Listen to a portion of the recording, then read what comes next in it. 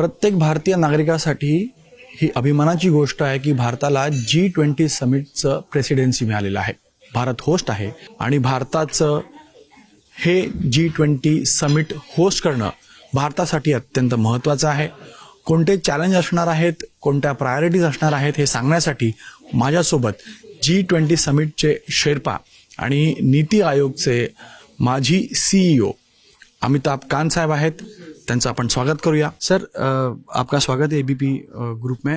पहला सवाल मेरा आपसे यही होगा कि जिस प्रकार चैलेंजेस हैं, भारत की प्रायोरिटी इस G20 समिट में क्या होगी और किस तरह सिग्निफिकेंस है ये भारत के दृष्टिकोण से G20 समिट की प्रेसिडेंसी?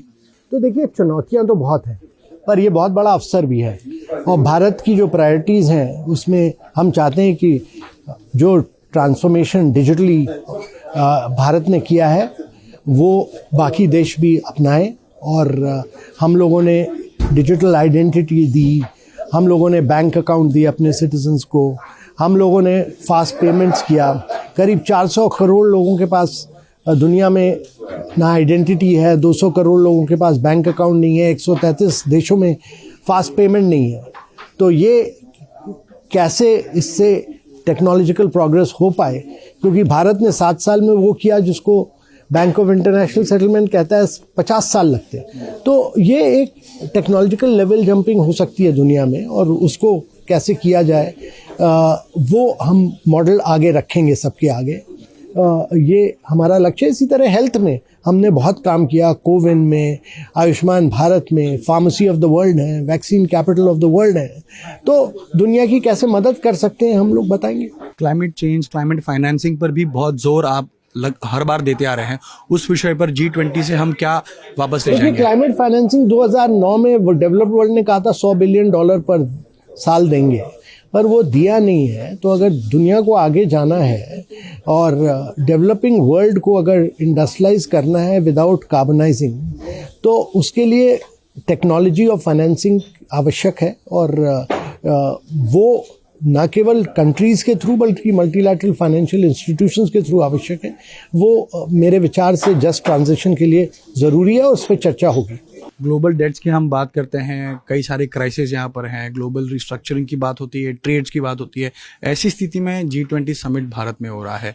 तो अगर G20 समिट की अगर हम बात करें तो इन विषयों पर आप किस तरह, इन्फ्लेशन की बात हो रही है, इन सब विषयों पर आप किस तरह इससे कुछ ले जाने की कोशिश करेंगे? नहीं, तो करीब 70 देश ऐसे हैं जिनके पास ग्लोबल डेट है इस समय, और वो आवश्यक है कि अगर एक देश गिरेगा तो कई देश गिरते चले जाएंगे. इसलिए ग्लोबल डेट को संभालना ज़रूरी है. इसमें पेरिस क्लब का रोल है, चाइना का रोल है, IMF का रोल है और प्राइवेट सेक्टर का रोल है. सब लोग को मिलकर डिस्कस करके और यही सब चर्चा होंगी यहाँ पर लगातार.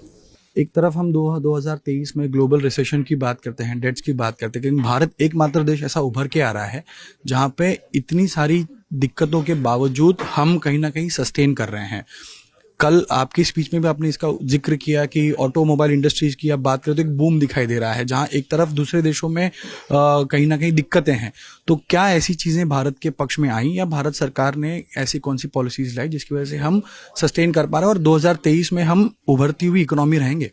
नहीं, एक तो भारत ने देखिए कई रिफॉर्म्स किए. GST लाए, IBC लाए, रेरा लाए, ईज ऑफ डूइंग बिजनेस किया, कॉर्पोरेट टैक्स को लो किया. लगातार रिफॉर्म्स कर रहे हैं और लगातार रिफॉर्म्स करते रहना पड़ेगा.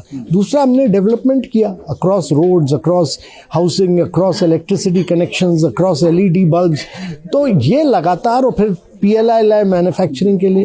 तो कांस्टेंट रिफॉर्म, कांस्टेंट एवोल्यूशन की आवश्यकता है और हर स्टेट को करना होगा. हर स्टेट को ग्रो करना पड़ेगा 10-11% पर, तभी हम आगे बढ़ पाएंगे. तो 2023 में जो लोगों के मन में डर है भारत के प्रति अगर बात करें तो भारत किस तरह या किस मुकाम पे पहुंचेगा? हम एक तरफ डिजिटल इकोनॉमी की बात करते हैं, 5 ट्रिलियन इकोनॉमी की बात करते हैं. लगातार ग्रोथ करेंगे, हम लगातार रिफॉर्म्स करेंगे, हम लगातार आगे बढ़ेंगे. ये आवश्यक है और करते रहना आवश्यक है. उसके बिना हम कंसिस्टेंसी और प्रेडिक्टेबिलिटी के बिना, अब माननीय प्रधानमंत्री हमारा फोकस कर रहे हैं डीक्रिमिनलाइजेशन पे, इसीलिए कि प्राइवेट सेक्टर को ग्रोथ करनी है, स्टेट्स को ग्रोथ करनी है. सब चीज़ सेंटर नहीं कर सकता, तो हर स्टेट को 10% पर ग्रो करना है, तभी देश आगे बढ़ पाएगा. हम वननेस की बात करते हैं, G20 समिट से भारत क्या ले जाने की कोशिश कर रहा है या प्रेसिडेंसी के जरिए भारत क्या हासिल करने की कोशिश देखिए, कर रहा है? हमारा लक्ष्य ये है कि ये साल भर इवेंट्स चलेंगे।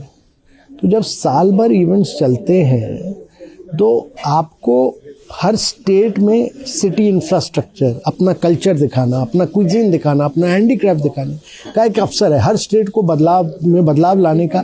ये केवल एक G20 की तरह हम नहीं देख रहे हैं, हम देख रहे हैं कि कैसे G20 को उपयोग करके पूरे इंडिया में बदलाव ला पाएंगे, ये कोशिश कर रहे हैं। मेरे आखिरी दो सवाल सर। एक, भारत कहीं ना कहीं विकसनशील जो डेवलपिंग कंट्रीज हैं उसका नेतृत्व करती है। जैसे हम WTO में भी मैं गया था, वहां हमने देखा कि भारत ने डेवलपिंग कंट्रीज के खिलाफ अपनी एक बात रखी और पुरजोर तरीके से रखी। तो हम डेवलपिंग कंट्रीज के माध्यम से क्या हासिल करना चाह रहे हैं? नहीं, देखिए, हम ना केवल विकासशील देश या विकसित देश, सबके साथ मिलके हम काम कर रहे हैं, पर हम वॉइस होंगे डेवलपिंग साउथ के।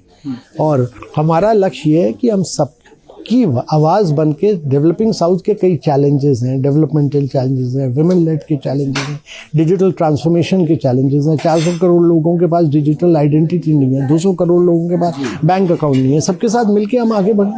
मिस्टर कांत, बहुत बहुत शुक्रिया, आपने एबीपी माझा को आपला समय दिला. तर हे होते अमिताभ कांत, ज्यांनी या सगळ्या विषयांवरती G20 समिटमधनं भारताला काय मिळणार, भारत कशा प्रकारे डेव्हलपिंग कंट्रीजचं नेतृत्व करून एक मोठी शक्ती म्हणून समोर येईल आणि जगासमोर जे प्रश्न आहेत त्या प्रश्नांचं उत्तर या G20 समिटच्या माध्यमातून सगळे देश एकत्रित येऊन देतील आणि भारताचा या G20 समिटमधनं भविष्याचे काय प्लॅन्स आहेत त्याबद्दल त्यांनी आपल्याला माहिती दिली आणि आपल्यासोबत चर्चा केली.